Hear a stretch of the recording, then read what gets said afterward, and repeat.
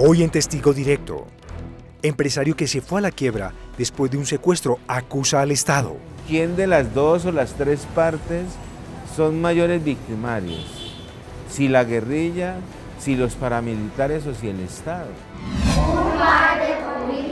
Niños en el Encanto Amazonas luchan para no ser analfabetas. Y las personas han tenido posibilidades de avanzar mucho.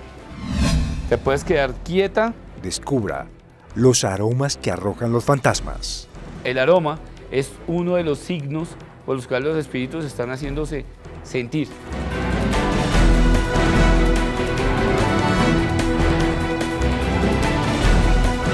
Aquí comienza Testigo Directo con Rafael Poveda. Comenzamos. Lo hicieron cavar el hueco que iba a ser su tumba y perdió parte de su capital pagándola a la guerrilla y al Estado. Esta es la versión de un hombre empresario que estuvo secuestrado por las FARC y que luego de quedar en libertad aún le llegan cuentas de cobro de entidades del gobierno. Este es un reportaje de Alexander Oyola. Se me vino el SENA encima y me multó por 15 millones. Fuera de eso se me vinieron todos los parafiscales. Y hasta hace como un mes o 2 meses me reventó otro proceso de bienestar familiar por no haber pagado un mes del tiempo que estuve secuestrado, los aportes parafiscales. Entonces, uno a veces analiza y se pregunta, y dice, bueno, ¿quién de las dos o las tres partes son mayores victimarios? Si la guerrilla, si los paramilitares o si el Estado.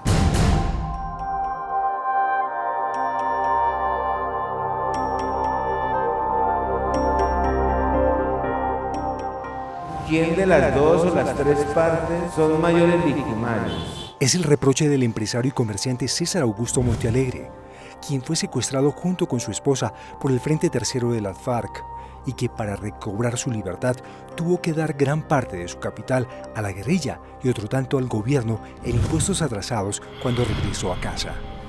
Pero después de que salí del secuestro a los 8 días, me encontré con la gran sorpresa que estaba con mis hijas y mi esposa y me llegaron del DAS y de la SIGIN. Me esposaron, me sacaron como un vulgar delincuente y todo porque no había pagado el IVA de los 4 bimestres que estuve secuestrado. César se codeaba con la alta alcurnia de la ciudad de Florencia, Caquetá, muchos de los cuales también tuvieron que pagarle a los insurgentes. A mí en esa época desafortunadamente me tocó la vacuna con la guerrilla y también con los paramilitares. Y eso me llevó a unos desenlaces atroces. Desenlaces que al escucharlos aterran, porque eso de cavar su propia tumba a cualquier asombra, como lo escucharemos más adelante. Por ahora nos describe cómo fueron algunos de esos 240 días que estuvo en el monte en manos de las FARC. A mí me sacaban a bañarme cada 8 días. La bañada eran casi 2 horas bajando, en una montaña que no subían sino los gatos, y yo estaba por allá, y ese día era el día más feliz de mi vida. El ricachón, como algunos le dirían, estaba pasando por las duras y las maduras. Habían como 4 o 5 guerreros, muchachos, jóvenes. Habían hasta unas culicagadas de, diría yo, de 13, 14 años, no había más. Y yo en medio de mi lágrima volteé a mirarlos y me di cuenta que todos estaban llorando. Y estaban llorando a moco tendido. Entonces ese día comprobé que ellos eran seres humanos también. Es bien particular entrevistar a este señor, del prestante empresario, que es un personaje que ahora atiende un restaurante en el centro de Florencia, Caquetá, del quien su boca no lanza mensajes de rencor, venganza, ni síntomas de depresión, a pesar de haber tenido frente a frente al que le hizo tanto daño. Y me mandaron a llamar por allá de una mesa. Me fui para allá y cuando sería la sorpresa que como a los 2 metros volteo a mirar y era el guerrero, el jefe, el comandante que me había tenido a mí. Mierda, yo no supe dónde quedé parado. Yo dije, yo volví a vivir nuevamente lo que ya había vivido, nomás recordándolo y mirándolo a él. Yo dije, me van a matar. Dijo el tipo, me separó y me dijo, no, César, tranquilo, compañero. no se vaya, por favor. Yo necesito hablar con usted.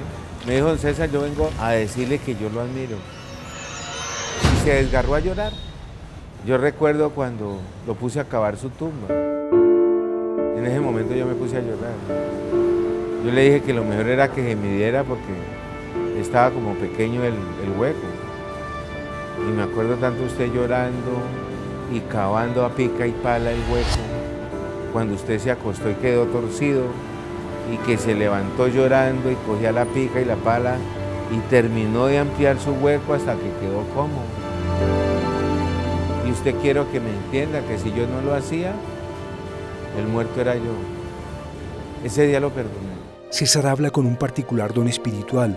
Es un gestor de paz en el Caquetá. Así no reciba nada a cambio. Por el contrario, el Estado fue el que le embargó lo que le quedaba de bienes por no pagar impuestos. Pero uno dice, bueno, por Dios, pero ¿por qué el Estado se va a convertir en un victimario más a sabiendas que tiene una responsabilidad con nosotros? Bueno, César perdonó a las FARC y también al Estado. Las FARC fueron los responsables de este secuestro.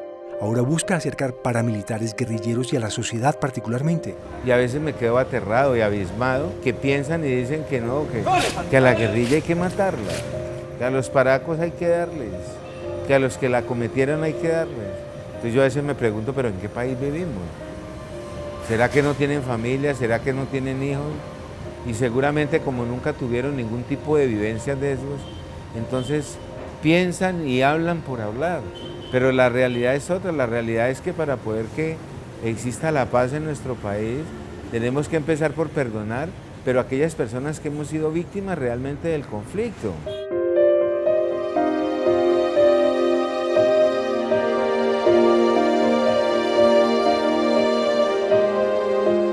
Un caso de reflexión de cómo deberán las FARC reparar el daño causado si hay posconflicto, si se llega a un acuerdo de paz.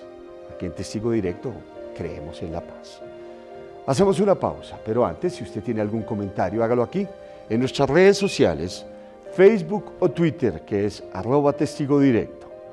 Hacemos una pausa y ya regresamos.